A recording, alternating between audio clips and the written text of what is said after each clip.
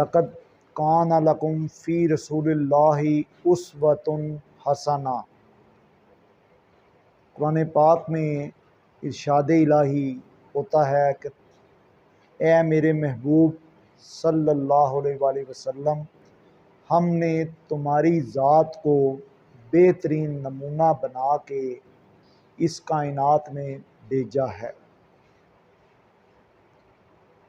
जब इस आयत का तशरीह की जाती है या तफसीर बयान की जाती है तो देखा जाए तो अहकाम इलाही जो नूर मुबीन किताब हिदायत व रुश्द में आते हैं,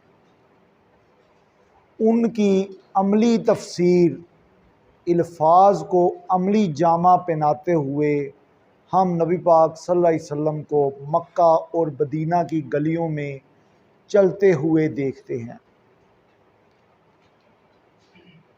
अल्फाज अगर देखे जाएं, कहा जाता है, हुक्म इलाही आ जाता है कि नमाज पढ़ें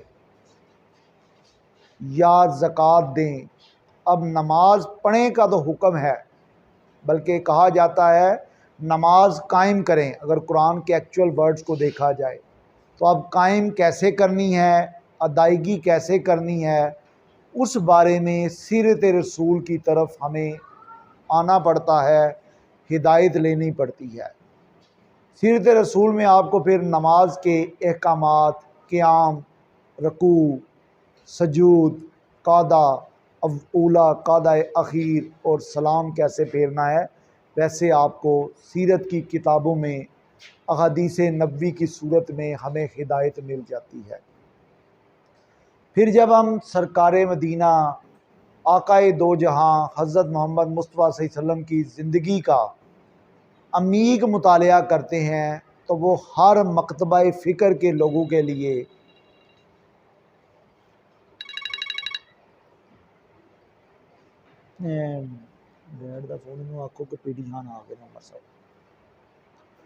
हर मकतबा फ़िक्र जिनमें बच्चे भी आ जाते हैं, कौम के मुख्तलिफ़ अफराद भी आ जाते हैं, बुज़ुर्ग भी आ जाते हैं, उस्ताद भी आ जाते हैं, उनके शागिर्द भी आ जाते हैं, औरतें भी आ जाती हैं, बेटियां भी आ जाती हैं, बहनें भी आ जाती हैं, आप और मेरी माएँ जो नबी पाक सल्लल्लाहु अलैहि वसल्लम की बीवियां हैं वो भी आ जाती हैं। तो ताजर की हैसियत से, लीडर की हैसियत से, इमाम उम्मत की हैसियत से जब हम उनकी ज़िंदगी का मुशाहिदा करते हैं या मुतालिया करते हैं तो हमें हर तरफ उनकी ज़ात ताबानी या नूर देती हुई नज़र आती है। बच्चों के लिए वो शफ़क़त का रूप रखते हैं।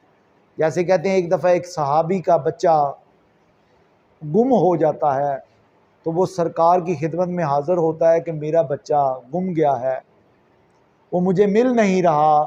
तो वो कहते हैं कि बाप की जो शफ़क़त पिदरी है वो इस वक्त तेरे दिल में बहुत ज़्यादा है।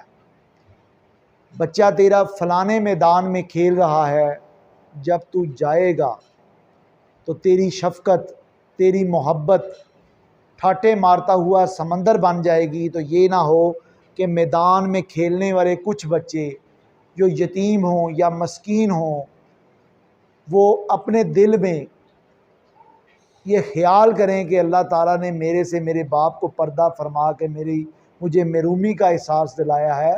तो तुमने जाके बच्चे को नाम से नहीं बुलाना, बल्कि बच्चे को जस्ट उसकी कुनियत से बुला के अपने साथ लेके घर में आ जाओ, ताकि फिर उससे जो शफ़क़त का मामला करना है वो कर लेना। फिर इसी तरह एक बच्चा आता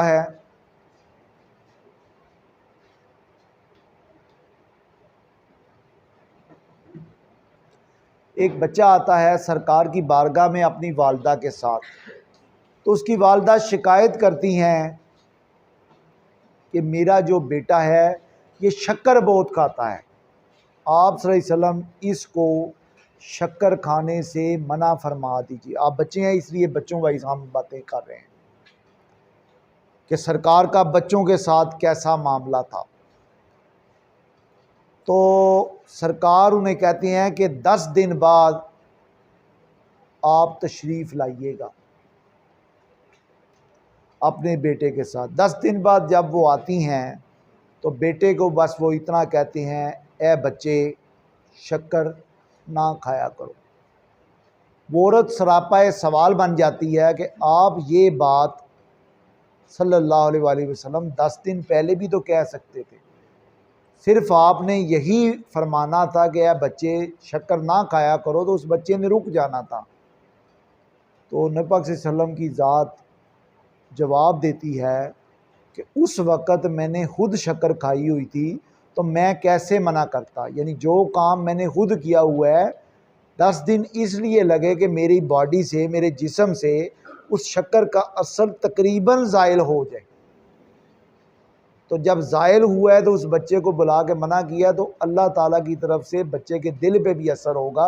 कि इसलिए कहा जाता है जो काम किसी को मना करना है पहले खुद करें। फिर जब देखा जाता है तो एक गुज़रगाह से गुज़र रहे हैं तो एक काफर गुज़रता है, तो वो उनसे कहता है आप इधर ही खड़े हों, मैं एक मामला निपटा के आपसे दोबारा आके मिलता हूँ।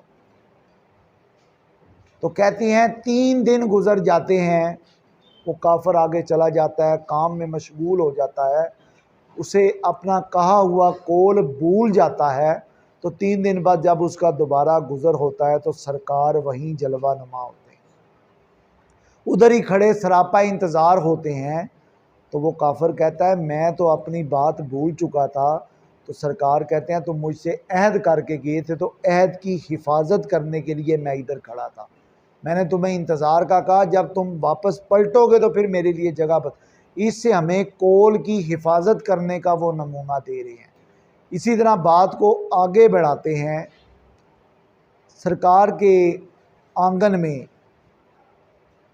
जब मारिया कुब्तिया रहमतुल्लाह अलैह के बतन से उनके छठे साहबजादे हज़रत इब्राहीम का नज़ूल होता है, 7वें साहबजादे, अल्लाह ताला ने उनको 3 बेटे और 4 बेटियां अता फरमाई, क्योंकि नबी पाक सल्लल्लाहु अलैहि वसल्लम पे नबूवत को ख़त्म कर दिया गया, ख़ातमुन नबीयीन बना दिए गए। सूरह अहज़ाब में आता है कि मैंने आपको ख़ातमुन नबीयीन बना के मबूस फरमाया। तो इसका मतलब है कि नबी के बाद उसके बेटे से नबूवत चलनी होती है। तो जब नबूवत को रोक दिया जाना था तो उनको पर्दा फरमाने का, यानी इस दुनिया से ले जाने का वक्त आ जाता है। तो उस वक़्त उनके आंगन में उनको अल्लाह ताला की तरफ से ये इस्तात दी जाती है, जिब्रील अमीन आते हैं कि आप इन दोनों में से, इब्राहीम और हुसैन रज़ी अल्लाह अन्हु में से एक बच्चा चुन लें, ताकि जिस बच्चे को आप चुनेंगे उसके नसीब में मैदान करबला में अपनी जान की बाजी का नजराना पेश करना लिख दिया जाएगा। अब वो कहते हैं कि चुनने को तो मैं इब्राहीम चुन सकता हूँ, वालिद के लिए बेटे की मोहब्बत बहुत बड़ी होती है, लेकिन मैं ये बर्दाश्त नहीं करता कि मेरी बेटी दुख का सामान ले, दुख फील करे, उसे अगानी फील करनी पड़े। बेटे से जुदाई मैं फ़ील कर लेता हूँ, मैं वो दुख सह लेता हूँ। तो उन्होंने बेटी के साथ अपनी मोहब्बत अदा करते हुए हुसैन के हक़ में कुराफाल निकाला और इब्राहीम की जुदाई फ़ील करनी पड़ी। उस वक़्त औरतें आउज़ारी करती थीं, उनको इससे मना कर दिया गया। उन्होंने कहा कि अगर मैंने दुख देना होता तो किसी औरत के लिए 3 दिन से ज़्यादा हस्ती इंतकाल कर जाए तो उसका दुख उससे ज़्यादा नहीं है। हज़रत फ़ातिमा रज़ी अल्लाह अन्हा का जब मोहब्बत की बात आती है तो कहा जाता है जब ये आयत उतरी, जिब्रील अमीन सरकार के पास आए तो उन्होंने कहा कि ऐ अल्लाह के महबूब सल्लल्लाहु अलैहि वसल्लम कि क़यामत के रोज़ जब हिसाब किताब हो चुका होगा तो आपकी उम्मत के जो गुनाहगार लोग होंगे उनके लिए अल्लाह ताला ने जहन्नम के पहले 2 दर्जात, पहले 2 तबकात उनके लिए बनाए हैं। तो नबी पाक सल्लल्लाहु अलैहि वसल्लम ने ये बात सुनी तो कहते हैं मस्जिद नबवी के हुजरे में वो छुप गए, राजदान हो गए, इबादत करने लग पड़े, गम गुजारी की कैफियत उन पे तारी हो जाती है। तो जलीलुल कदर साहबा हज़रत अबू बकर सदीक जाकर दरवाज़ा खटखटाते हैं, दरवाज़ा ओपन नहीं होता। हज़रत उमर फ़ारूक को बुलाया जाता है, वो भी दरवाज़ा नाक करते हैं, सरकार की ज़ात जवाब नहीं देती। तो इन्हीं में से एक जलीलुल कदर साहबी मशवरा देते हैं कि इनकी प्यारी साहबजादी हज़रत फ़ातिमा तो ज़ोहरा रज़ी अल्लाह अन्हा को बुलाया जाए तो फिर जाके वो दरवाज़ा खुलेगा। जब उनको बुलाया जाता है, दरवाज़ा खटखटाया जाता है तो सरकार दरवाज़ा खोलते हैं, बेटी के साथ शफ़क़त का मामला करते हैं, बेटी के एहतराम में खड़े हो जाते हैं, माथे पे बोसा देते हैं, अपनी काली कमली बिछा के उनको अपने साथ बिठा लेते हैं। अब देखा जाए तो घरों में भी बेटियां हैं, हम बेटियों के साथ कितनी बदतमीज़ी करते हैं, ये शफ़क़त मोहब्बत का मामला नहीं करते। तो जब वो आ जाती हैं तो पूछा जाता है सरकार मदीना, ए मेरे बाप, आपने क्यों अपने आप को हलवत में कैद कर लिया है? उन्होंने कहा कि मुझ पे जिब्रील अमीन ऐसे वही लेके आए थे। उन्होंने जब से मुझे बताया कि मेरी कौम में, मेरी उम्मत में ऐसे गुनाहगार फ़र्द होंगे जिन्होंने गुनाह किए होंगे, उनको दोज़ख में फेंका जाएगा, तो मैं उस वक़्त से अपने आप को हलवत में कैद किया हूँ। मेरे पे गम गुसारी की कैफियत है, गम से नडाल हूँ, मेरे शोल्डर कंधे झुक चुके हैं और आंखों से आंसुओं की लड़ी लगी हुई है। मैं अल्लाह ताला के यहाँ ये इस्तजा कर रहा हूँ कि मेरी कौम को बख्श दे, मेरी कौम को बख्श दे, मेरी कौम को बख्श दे। उस वक़्त फिर जिब्रील अमीन वही लेके आते हैं तो उनको शाफ़े उमम, यानी शाफ़े उमम का मतलब है कि उम्मत की शफ़ात करने वाले दर्जे पे फाइज़ किया जाता है। और सूरह ज़ुहा वज़्ज़ुहा वल्लैलि इज़ा सजा की आयात उन पे उतारी जाती हैं। और इस सूरत की ये अहम बात है कि इसमें एक आयत है, वाला सौफ़ा युअतीका रब्बुका फ़तरज़ा, कि अल्लाह ताला की ज़ात ए महबूब तुम्हें इतना अता कर देगी जिससे तेरी तबीयत राज़ी हो जाएगी। इस आयत के उतरने का ये मफ़हूम लिया जाता है कि जब तक आखिरी गुनाहगार उम्मती भी दोज़ख में होगा, सरकार क़यामत के रोज़ सजदे से सर नहीं उठाएंगे। वो आखिरी उम्मती के भी सिफारशी होंगे और वो करीम ज़ात इतनी है कि जो वो दुखों का प्याला लिए फिरती है। इसके बाद हम आगे इस बात को पढ़ाते हैं। देखा जाए जैसे आप लोग हैं, इम्तिहान देते हैं, इस दुनिया में क्लासेस में इम्तिहान होता है, तो आपके जो असातिज़ा कराम हैं वो आपके नतीजे से बतरजे उत्तम आगाह होते हैं। उनसे पूछा जाए कि कौन सा बच्चा पोजीशन लेगा, कौन सा बच्चा क्या कारकर्दगी दिखाएगा, ये आंख बंद करके बता सकते हैं कि ये बच्चा पहले नंबर पे आएगा, ये दूसरे पे आएगा, ये तीसरे पे आएगा, ये सबसे पीछे रह जाएगा, खेल के मैदान में ये बच्चा सबकत ले जाएगा, ये बच्चा पीछे रह जाएगा। तो अगर एक उस्ताद जो हाक का उनसर लिए हुए है, उसके जिस्म को फना होना है, उसका अंदाज़ा एक मुहीत है, अंदाज़ा कम है, लेकिन फिर भी वो अपने स्टूडेंट्स के बारे में राय दे सकता है। तो जब हालके कायनात की बारगाह में जिसका हिसाब सबसे आला है, जब हमें पेश होना है, तो क्या उसे पता नहीं कौन सा मेरा उम्मती गुनाहगार है, कौन सा उम्मती मेरा बख्शिश वाला है? तो फिर ये मैदाने महशर लगाने की क्या अहमियत है? मैदाने महशर क्यों लगाया जाएगा? तो उस वक़्त लगाने की ये अहमियत है कि अपने नबी पाक सल्लल्लाहु अलैहि वसल्लम, जिसके बारे में कुरान पाक में आता है, वरफ़ाना लका ज़िक्रक, ए नबी तेरा ज़िक्र हमने तमाम ज़िक्रों से बुलंद कर दिया। तो उस वक़्त जब मैदान महशर का नक्शा बताया जाता है तो उसमें तमाम जो दुनिया में वजूद, तमाम दुनिया में जितनी अरवा आई हैं, उनके जिसाम सवाए कुछ पैगम्बरों, कुछ सालिहीन, कुछ शोहदा को छोड़ के अपने नेचुरल लिबास में यानी बेलबास मैदान महशर की तरफ चल रही होंगी। ये तमाम अरवा तमाम अजसाम और परेशानी का आलम होगा। नबी पाक सल्लल्लाहु अलैहि वसल्लम की ज़ात उधर सजदा रेज़ होगी। उनके बारे में आता है वो शाफ़े महशर हैं। तो जब सब सारी अरवा इकट्ठी होके बुज़ुर्ग इकट्ठे होके हज़रत आदम की तरफ जाएंगे तो वो कहेंगे मैं सिफारिश नहीं कर सकता। 1,23,999 पैगम्बरों की तरफ सबको चलाया जाएगा। सारे अम्बिया अपने हाथ उठा लेंगे, हम आपकी मदद नहीं कर सकते। मदद करने वाली जस्ट एक ही हस्ती है जिसने अपनी वो दुआ रोक लिया कि मैं महशर के मैदान में अपनी उम्मत के लिए दुआ मांगूंगा। तो फिर आपका जो हिसाब किताब का मामला है वो रखने का जस्ट एक मकसद है कि नबी पाक सल्लल्लाहु अलैहि वसल्लम के दर्जात, नबी पाक सल्लल्लाहु अलैहि वसल्लम के मकामात जो सबसे आला वरफ़ा हैं उसका एक नमूना मैदान महशर में दिखाया जाए। क्योंकि वो सरदारुल अंबिया हैं, इमामुल अंबिया हैं। इमाम उसी वक्त होता है जब वो लीड करने वाला होता है, वो रहबर होता है, वो रहनुमा होता है। उसके हाथ में शफ़ात रखी जाती है। जब उनसे शफ़ात की जाएगी वो अपना सर उठाएंगे वो सर उठा के अल्लाह ताला की हमद बयान करेंगे, अल्लाह ताला से सिफारिश करेंगे। जैसे आयतुल कुर्सी है उसमें भी ये वाक़या बयान किया गया है कि वो अल्लाह ताला के इज़्न से शफ़ात करेंगे और अल्लाह ताला की ज़ात उस वक़्त कहेगी वाला सौफ़ा युगती का रब्बु का फतरज़ा, ए नबी अभी भी तो मेरे से राज़ी नहीं हुआ जब तक आखिरी उम्मती दोज़ख में होगा।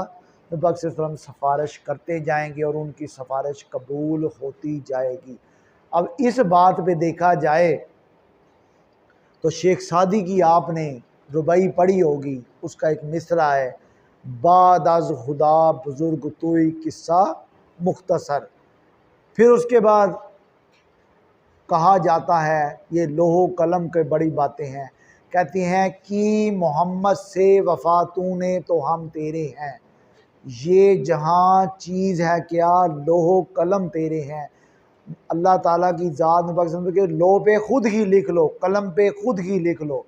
और फिर इकबाल का एक मिसरा है लो भी तू कलम भी तू तेरा वजूद अल किताब। अल किताब से क्या मुराद है, जहाँ से मैंने बात शुरू की थी कि हिदायत व रुश्द की जो किताब है उसका मुजस्सम सूरत सरकार मदीना हज़रत मोहम्मद मुस्तफ़ा सल्लल्लाहु अलैहि वसल्लम की ज़ात है।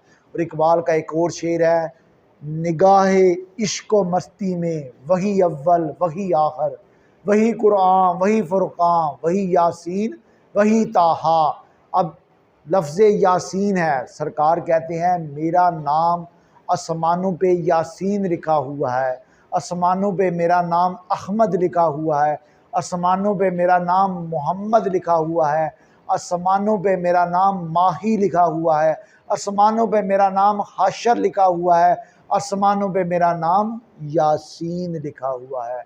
अब कहते हैं जब सरकार मदीना ऊपर के जहानों में जलवा नुमा थे तो अल्लाह ताला की ज़ात उनको बुलाती है यासीन कह के, यासीन वल कुरानिल हकीम। अब देखा जाए तो कुरान जो हिकमत के साथ उतरने वाली किताब है, अल्लाह ताला की ज़ात उनको कायनात में ये रंगो बू की महफ़ल, कोसे कज़ा की महफ़ल, आसमान और सूरज को बताने के, आसमान पे सूरज और कमर के चिराग जलाने से पहले उनको बुलाती है ए अहमद, ए मोहम्मद, ए यासीन। आप मेरे साथ एक दफ़ा ख़ुद भी बोलिए यासीन। ये जब अल्लाह ताला की ज़ात नबी को बुलाती है तो आप लोग जब यासीन का नाम लेते हैं तो ये सुन्नते इलाही अता होती है। यासीन का मतलब है सरकार मदीना हज़रत मोहम्मद मुस्तफ़ा सल्लल्लाहु अलैहि वसल्लम की ज़ात। यासीन वल कुरानिल हकीम इन्नका लमिनल मुरसलीन, यानी उस वक़्त सरकार मदीना की मुरसल यानी रसालत को ऐलान कर दिया गया है। देखा जाए तो ये यासीन में हमें खुशखबरी दी गई कि सरकार मदीना मुरसल हैं, रसूल हैं। और मुरसल वो ज़ात होती है जो रसूलों में देखा जाए तो 1,24,000 अम्बिया तो बने हैं, इनमें जस्ट 315 रसूल बनाए गए हैं। फिर कहा जाता है एक सहाबी मदीना मुनव्वरा में आते हैं, नाम उनका हज़रत साद रज़ियल्लाहु अन्हु है। तो वो चलते हुए सरकार मदीना सल्लल्लाहु अलैहि वसल्लम के चचा के पास पहुँचते हैं। वो सवाल करते हैं कि मेरे और आपके आका का मामला क्या था, कैसे वो मामला फरमाते थे, कैसे उनका अखवाल था, कैसे वो दुनिया के इंसानों के साथ उनका मामला था। तो हज़रत अब्बास बिन अब्दुल मुत्तलिब रज़ियल्लाहु अन्हु वो उसको कहते हैं कि इस बारे में एक ही हस्ती जवाब दे सकती है, तो चुप करके हज़रत आयशा सदीक़ा की महफ़िल में चला जा। जब वो हज़रत आयशा सदीक़ा के पास आता है, मिन्नत समाजत करता है, पूछता है उनसे कि जनाब मेरे और आपके आका हज़रत मोहम्मद मुस्तफ़ा सल्लल्लाहु अलैहि वसल्लम का आपके साथ क्या मामला था, सहाबा कराम के साथ क्या मामला था, कुफ़ार के साथ क्या मामला था, मेरी ज़रा की रहनुमाई कर दे। तो वो कहती हैं क्या तुमने कभी कुरान पाक नहीं पढ़ा, क्वेश्चन मार्क, यानी सवाल में उसका जवाब दिया। तो इससे क्या मुराद थी, अगर तुमने कुरान पढ़ा है तो आयते बीनिया की, आयाते कुरान पाक में जितनी आयात आई हैं उनकी मुजस्सम सूरत नबी पाक सल्लल्लाहु अलैहि वसल्लम की ज़ात थी। और इसमें फिर एक और हदीस फरमाई, इन्नका लाला खुलुकिन अज़ीम, बेशक मेरे नबी पाक सल्लल्लाहु अलैहि वसल्लम की आला इखलाक पे फाइज हस्ती थी। फिर हम स्कूल में आए हैं, असातिज़ा कराम वाइज देखा जाए तो ये भी सुनते रसूल में हैं, इनके वाइज अल्लाह ताला की ज़ात नबी पाक सल्लल्लाहु अलैहि वसल्लम की ज़बान से बयान फरमाती है, इन्नमा बोइस्तु मुअल्लिमा, बेशक मुझे मौलम बना के, उस्ताद बना के दुनिया में भेजा गया। अब ये जो उस्ताद हैं ये भी रुश्द व हिदायत देने वाले हैं, ये भी आपकी रहनुमाई करने वाले हैं। ये अंधेरों की अथाह गहराइयों से, तख्तु सिरा से निकाल के आपको आसमान के जो ओला अरफा मकाम है वहाँ तक ले जाते हैं। इसलिए ये आपके रूहानी बाप हैं और ये सुनते रसूल पे चलने वाले हैं, तो इनका अदब व एहतराम आप पे वाजिब है। देखा जाए तो सरकार मदीना सल्लल्लाहु अलैहि वसल्लम को भी मौल्लिम बना के भेजा गया। तो मेरा अदब, करीने अदब ये कहता है कि मैं अपने उस्ताद की ऐसी ताज़ीम करूं कि इनसे मैं हिदायत लेने वाला हूं। मैं था गिराइयों में गिरा हुआ था, तो मेरे लिए ये फैज़ का मौजब बन के आए हैं। तो ये स्टूडेंट का एहतराम ऐसे होना चाहिए जैसे सहाबा कराम कहते हैं कि हम जब सरकार की महफिल में बैठे होते थे, कोई वो हदीस या कोई वो कुरान पाक की आयत सुनाते थे तो हम ऐसे बैठते थे गोया हमारे कंधों पे परिंदे बैठे हों, थोड़ी सी जुम्बश की तो वो उड़ ना जाएं। ये सरकार का अदब सहाबा कराम के ज़रिए आपको सिखाया जा रहा है। तो फिर जब वो हमें तालीम देते हैं तो कहा जाता है सूरह बकरा आप लोगों ने पढ़ी होगी, 40 रकू 286 आयात हैं। तो हम तो वो देखा जाए स्पीड में पढ़ें तो जनाब 60 मिनट में पढ़ ली जाती हैं वो सूरह बकरा की आयात।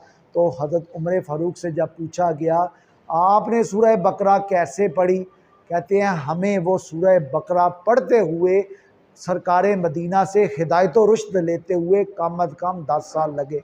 फिर वो ऐसे बने कि उनकी नेकियां आसमान के सितारों के बराबर कह दी गई। जब हज़रत आयशा सदीक़ा सवाल करती हैं कि क्या कोई ऐसी हस्ती कायनात में है सरकार मदीना हज़रत मोहम्मद मुस्तफ़ा सल्लल्लाहु अलैहि वसल्लम जिनकी नेकियां आसमान पे मौजूद सितारों के बराबर हों, तो कहती हैं बिल्कुल वो हज़रत उमर फ़ारूक की ज़ात, उमर बिन ख़त्ताब की ज़ात है जिनकी नेकियां आसमान पे मौजूद सितारों के बराबर हैं। अब वो पशेमान हो जाती हैं, दुख का इजहार करती हैं। सरकार कहते हैं क्या हुआ आयशा, कहते हैं मुझे गुमान था कि मेरे बाप गारे सदीक़े अकबर रज़ियल्लाहु अन्हु जो गारे सौर में सरकार के यार हैं उनका नाम लिया जाएगा।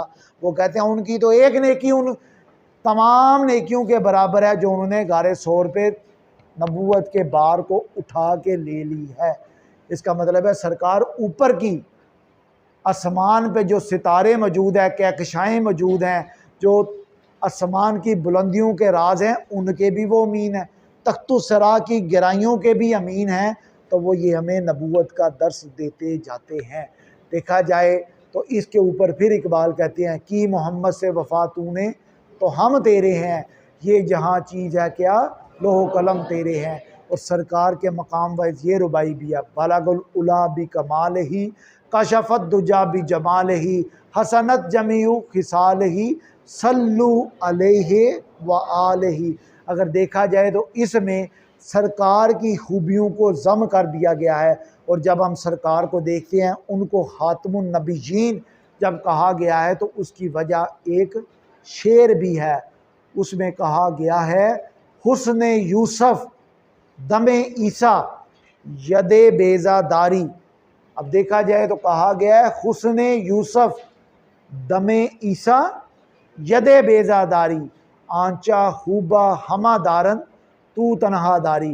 कहा गया है जितने जलीलुल कदर पैगंबर हैं, जितने जलीलुल कदर रुसल गुजरे हैं, उनकी खूबियाँ अगर इकट्ठी की जाएं तो एक हस्ती बन जाती है। वो एक हस्ती में जमा है, वो हमारे नबी पाक सल्लल्लाहु अलैहि वसल्लम की ज़ात है। उनको ऐसे खूबियों का पेकर बनाया गया जिनमें हमें यूसुफ का हुस्न भी मिल जाता है, मूसा अलैहिस्सलाम के मोजज़ात भी मिल जाते हैं, आदम अलैहिस्सलाम की शबी भी मिल जाती है, शीस अलैहिस्सलाम की वजाहत भी मिलती है, दाऊद अलैहिस्सलाम जैसे तलावत फरमाते हैं वैसे शीरीनी भी मिलती है। ज़बान के अंदर मुख्तलिफ़ खूबियाँ मिलते मिलते, लेकिन एक खूबी जो सबसे बढ़ के है, अगर देखा जाए तो सरकार मदीना सल्लल्लाहु अलैहि वसल्लम वो वाहिद हस्ती हैं जिन्होंने अल्लाह ताला पे बसरी शहादत दी है। अल्लाह ताला की ज़ात पे कलीमुल्लाह की सूरत में हज़रत मूसा अलैहिस्सलाम जब शहादत देते हैं तो वो बसरी नहीं है, वो कलीमुल्लाह अपने कानों के ज़रिए शहादत देते हैं कि मेरे कानों ने अल्लाह ताला की आवाज़ को सुना। तो जब सुनते गए कहा ए बारी ताला तेरी आवाज़ इतनी शीरीं है, तेरी आवाज़ को सुन के तुझे देखने की ख्वाहिश पैदा हो रही है। तो कहते हैं मूसा लन तरानी, आयत में आता है लन तरानी। लन तरानी का जब हम मतलब देखते हैं तफसीर में तो उसका मतलब है तुम नहीं देख सकते। हालांकि कहा जा सकता था मुझे कोई भी नहीं देख सकता, लेकिन पीछे रास्ता ओपन छोड़ा। लन तरानी, तुम में इतनी कैपेसिटी नहीं है तुम मुझे देख सको, लेकिन फिर भी मैं तुम्हें एक शर्त रखाता हूँ, कोई तूर पे अपने बंदे ले आओ 40, उस पे मैं अपनी तजल्ली करूँगा। अगर तजल्ली कायम रही, तुमने उसको देख लिया, तो फिर मैं तुम्हें अपना जलवा दिखा दूँगा। वहाँ पे पहाड़ पे, कोई तूर के पहाड़ पे जब वो तजल्ली आई, वो सवा हो गया, काला स्याह होके नेस्तो नाबूद हो गया। मूसा अलैहिस्सलाम तजल्ली को देखते साथ बेहोश हो गए। बाकी जो अफराद थे उनसे रूह कब्ज़ कर ली गई। जब दोबारा होश आया, अल्लाह ताला से मुतकल्लम हुए, हम कलाम हुए, तो पूछा गया ए मूसा। तो मूसा अलैहिस्सलाम ने कहा कि ए मूसा, क्या तुमने मेरी तजल्ली को देखा? तो फरमाया तजल्ली को तो देखते साथ मैं बेहोश हो गया था, लेकिन मेरे अंदर अल्लाह ताला ने बसारत ऐसी मेरी कर दी, अगर ये 3 मील हो, 3 मील का फासला अगर आप देखें तो कम अज़ कम मेरा ख्याल टेक्निकल कॉलेज तक 3 मील बन जाते हैं कम अज़ कम। क्योंकि सर ये ऐसे ही है, 3 मील, 3 मील हो, अंधेरी रात हो, काला स्याह पहाड़ हो, उसके ऊपर अगर एक चींटी चल रही हो, तो मूसा अलैहिस्सलाम कहते हैं कि मैं उस तजल्ली को देखने के बाद अल्लाह ताला ने मेरी बनाई ऐसी कर दी कि मैं उस कीड़ी को चलते हुए भी देख सकता हूँ। और ये मूसा वो हैं जिनकी क़यामत के दौरान, जिनकी उम्मत की सफ़ें उम्मत मुहम्मदिया के बाद दूसरे नंबर पे हैं। हमारी सफ़ें 120 में से 80 हैं, क़यामत का मैदान होगा, 120 सफ़ें उम्मत मुहम्मदिया को दे दी हैं। अल्लाह ताला ने मोहम्मद सल्लल्लाहु अलैहि वसल्लम को उनके जो मकामात हैं उनको देखते हुए, जो अल्लाह ताला के जो राज़ो नियाज़ हैं उनको जानने वाले हैं, उन्होंने ये मकाम दे दिया कि जनाब आपकी सफ़ें क़यामत में 120 हो और मूसा अलैहिस्सलाम की उम्मत की सफ़ें 80 होंगी। जब मोहम्मद सल्लल्लाहु अलैहि वसल्लम की बात होती है तो उनको तो मेराज इन आंखों से करा दी गई। अगर वो 3 मील जस्ट तजल्ली को देख के कह सकते हैं तो सरकार तो हर तरफ मौजूद है। जैसे ये अगर देखा जाए, एक सवाल ये भी उठाया जाता है, अगर हम सेक्ट में ना पढ़ें तो अच्छा है, लेकिन सेक्ट में एक बड़ा मशहूर मारूफ सवाल है। कहा जाता है कि अबू बकर सदीक और उमर फ़ारूक की बख्शिश नहीं होगी। ये शिया आलम सवाल उठाते हैं और उनका ये अकीदा है। मैदान करबला में हज़रत इमाम हुसैन जहाँ पे दफन हैं, जहाँ जहाँ 12 इमाम, इनमें इमाम मेहंदी का भी शुमार है, जहाँ जहाँ ये दफन होंगे 40 किलोमीटर तक अल्लाह ताला की ज़ात अजाब को उठा लेती है। एक बड़े जलीलुल कदर वलायत के मानने वाले वलीउल्लाह गुजरे हैं, उनसे जब शिया आलम ये सवाल करता है और अपना मजमून रखता है तो वो कहते हैं हज़रत अली अलैहिस्सलाम, जिनको इमामुल औलिया कहा जाता है, जो मेरे और आपके मौला हैं। जब दीन की बात होती है, दीन को लाने वाले, दीन के रहबर हज़रत मोहम्मद मुस्तफ़ा सल्लल्लाहु अलैहि वसल्लम हैं। अगर उनके पैरोकार, जो पैरवी करने वाले, जो नवासाए रसूल हैं, उनका ये मकाम है, तो जो सरकार के साथ दफन है, क्या उन पे अज़ाब हो रहा है? जिनको यारे रोज़ाए रसूल कह दिया गया, जब कहते हैं अबू बकर सदीक को लेके गया तो अंदर से आवाज़ आई, या मरहबा सदीकी। शक हो गई और उनको अंदर दाखिल किया गया। फिर उमर फ़ारूक ने इस्तदा की हज़रत आयशा सिद्दीक़ा से कि मुझे दफन होना दिया जाए, तो वो भी मगफूर हैं, मरहूम हैं। और आखिर पे अपनी उम्मत वाइज हम क्योंकि रास्ता ढूंढते हैं सीधा सफारिश का, जैसे आप लोग भी स्कूलों में हैं, मदारस में हैं, बाज़ का बच्चे जो कमज़ोर होते हैं उनके वालिदैन रिक्वेस्ट कर लेते हैं उस्ताज़ा कराम से, जनाब इस बच्चे का ख्याल रखिएगा, इस दफ़ा उसे मौका दे दीजिएगा, अगली क्लास में चला जाए। जब हम सफारिश करते हैं, सफारिश का रास्ता ढूंढते हैं, तो हदीस शरीफ में हमारी उम्मत की भी सफारिश का एक रास्ता आया हुआ है। उम्मत मुहम्मदिया के बारे में जो सबसे अच्छी हदीस मुझे लगी है वो सुनत अबी दाऊद में है कि हमारी उम्मत को कहा गया है, हमारी उम्मत मुहम्मदिया जो है ये मरहूमा है। मरहूमा का जब हम अरबी में तर्जमा करते हैं तो मरहूमा का मतलब है मगफूर है, जिसकी मगफरत कर दी गई है, उस पर रहम फरमा दिया गया है, उसके गुनाहों का बोझ ख़त्म कर दिया गया है। इसका मतलब है जन्नत में तमाम उम्मत मुहम्मदिया का रास्ता खुल जाएगा। और इसकी वजह क्या होगी? जो आपके पास शारे रसालत माप हज़रत मोहम्मद मुस्तफ़ा सल्लल्लाहु अलैहि वसल्लम, इसमें हमारा और आपका कोई कमाल नहीं, ये अल्लाह ताला ने हमें उम्मत मुहम्मदिया में पैदा किया और ये जो तोहफ़ा है हमारे लिए बहुत बड़ा है। और सरकार तो हमारे लिए एंड तक कुर्बानी फरमा गई हैं। जब खुतबा हिज्जतुल वदा हुआ 100 ऊँट ज़बह करवाए हैं, वो हमारे गरीबों का एहसास करते हुए। और कुरान पाक में आ गया कि अल्लाह ताला इन्नल्लाह यगफिरुज़्ज़ुनूबा जमीआ, जब हम उससे मग़फ़िरत तलब करते हैं, अस्तग़फ़िरुल्लाह रब्बी मिन कुल्ली ज़ंबिन व अतूबु इलैह कहते हैं, तो हमारे गुनाह ऐसे हमें पाक कर देता है जैसे हम माँ के पेट से आज बाहर आए हैं। तो ये चीज़ें सरकार की उम्मती होने की वजह से हमें मिली हैं। तो सरकार की जितनी भी कदर की जाए वो कम है।